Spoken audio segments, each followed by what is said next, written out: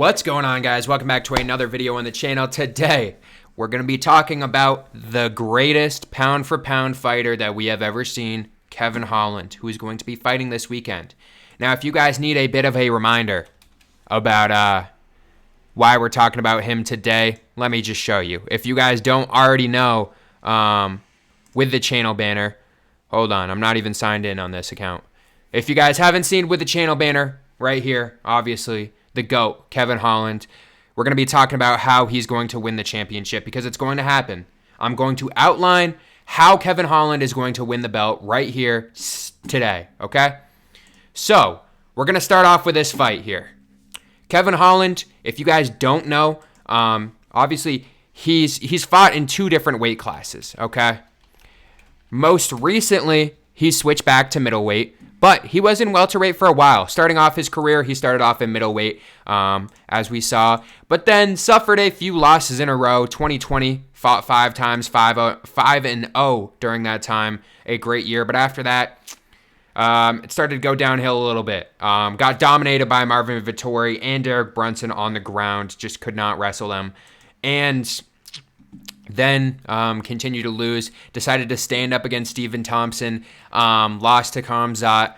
So then he decided, well, I guess after 2021, he decided to go to welterweight. That's when he lost to Stephen Thompson. This was a catchweight fight with Kamzat. But then he decided to go to welterweight, was 2-0 to start off, and then lost in his first welterweight fight to Stephen Thompson. Continued to stay down there, lost to JDM, which is another good loss. I mean, I think JDM should be up there for a championship fight. But now we're back. He said after his fight against MVP, I believe it was that one, or it was either the then or the fight before. He said that if there's no BMF belt at welterweight, he's leaving.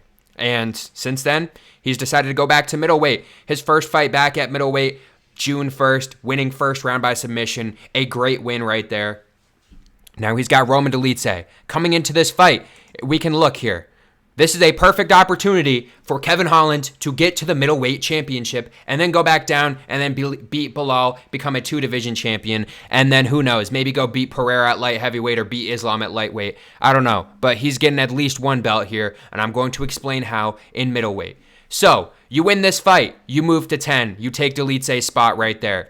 After that, after you win this fight, which I do think is winnable, I don't want to come on here and spew a bunch of nonsense. He is the favorite in this fight. I do think he's going to win. If he keeps it on the feet, he's going to win. He's going to knock out Dolidze, in my opinion. I think he's going to go out there and knock him out. He's going to find the right hand. He's going to finish this fight. If not, I think he can cruise to a decision victory. Worst case scenario, decision victory, because there's no loss. There's no way he loses this. Maybe if it goes to the ground, but Dolidze is not really an offensive wrestler recently from what we've seen. So I'm not too worried about that. And I feel like Collins' defensive wrestling has become a little bit better. Like Dolidze might take him down like once or twice if he starts getting blitzed on the feet and can't handle it, but he's not going to do anything on the ground. I don't think he's really much that of an offensive threat on the ground. So after you win this fight, you take that 10th spot. You fight him. Then what's up next? You have a few different options. First one we're going to talk about is Marvin Vettori. This would be a rematch. Marvin Vettori hasn't fought in a while, says he wants to come back in January.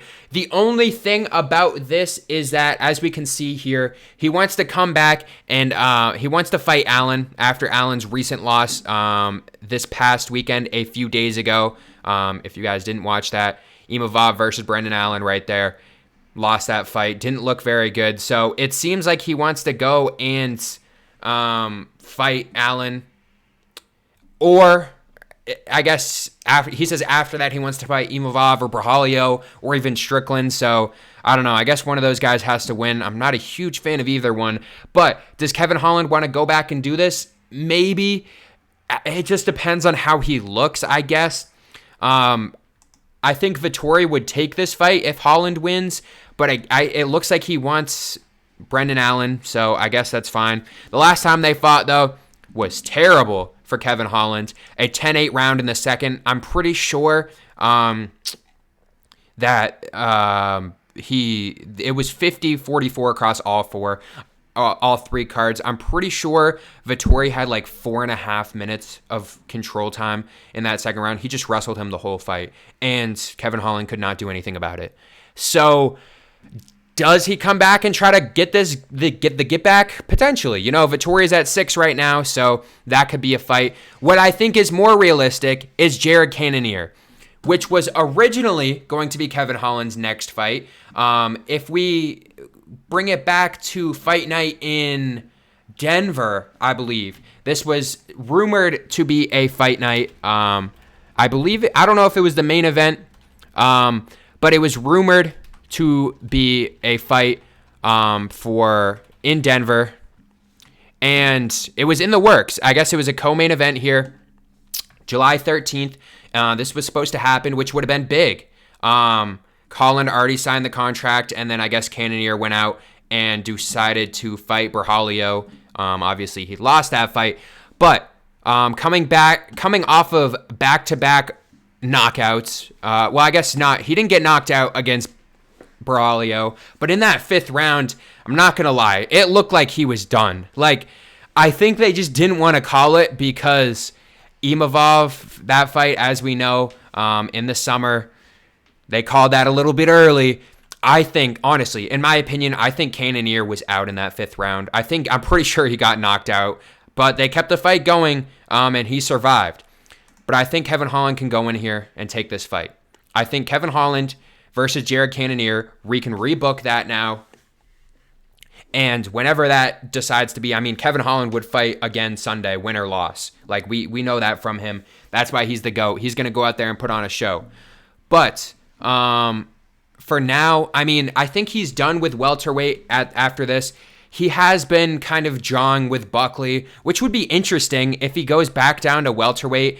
And let's say Buckley wins this weekend over Thompson, which I think he will. I think we're going to see a pretty easy win for Buckley there. Buckley would be in the top 10, so maybe he could go back down and fight him. But I think he should stay at middleweight. The reason is, yes, he loses some of that size, but the middleweight guys, there's a lot slower compared to the welterweight. The more you go up, they're a lot slower. Kevin Holland's got the speed. He does still have the reach and the overall height advantage on a few of them, if not the same height.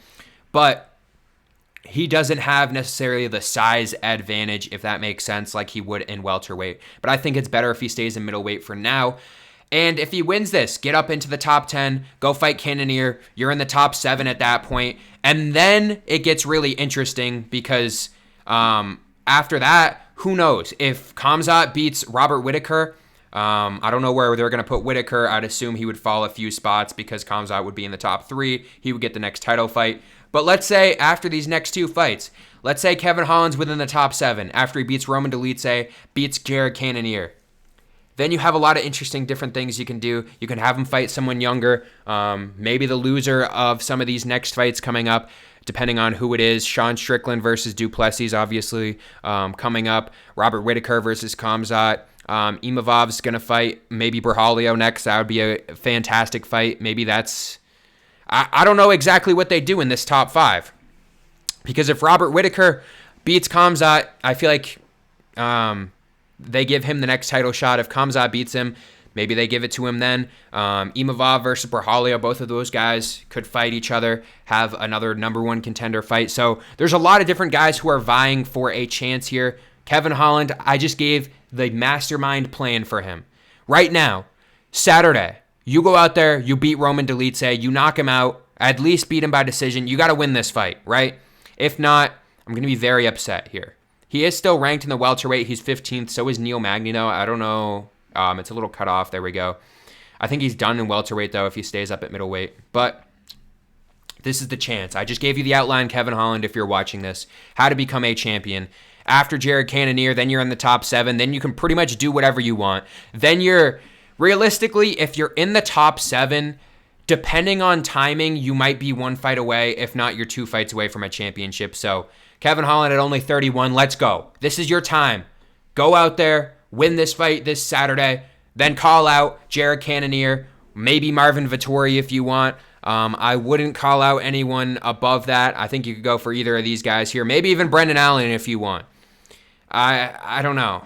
The way that Brendan Allen fought in his last fight with looks like he has CTE, maybe Kevin Holland can take advantage of that. But you got to call out either 6, 7, or 8 here. If you win and you call out Buckley, I don't know what you're going to do, because at that point, I don't think he's going to do great in welterweight, but hey, man, whatever you want. I just gave you the outline, though.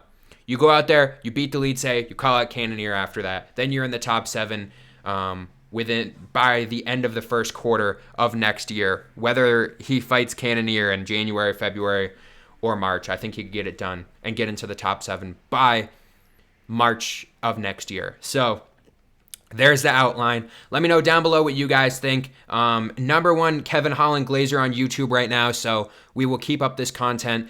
If he loses Saturday, which isn't going to happen, I'm not even going to put it out there, but expect a video. But if not, which I don't think there will be, don't even worry. There's not going to be a Kevin Holland loss rant video coming out, so don't even worry about that. We'll touch base again next week about how Kevin Holland can win the belt after my mastermind plan. We'll see who he calls out after he knocks out Roman Dolidze Saturday. But let me know what you guys think down below, and I'll see you in the next one.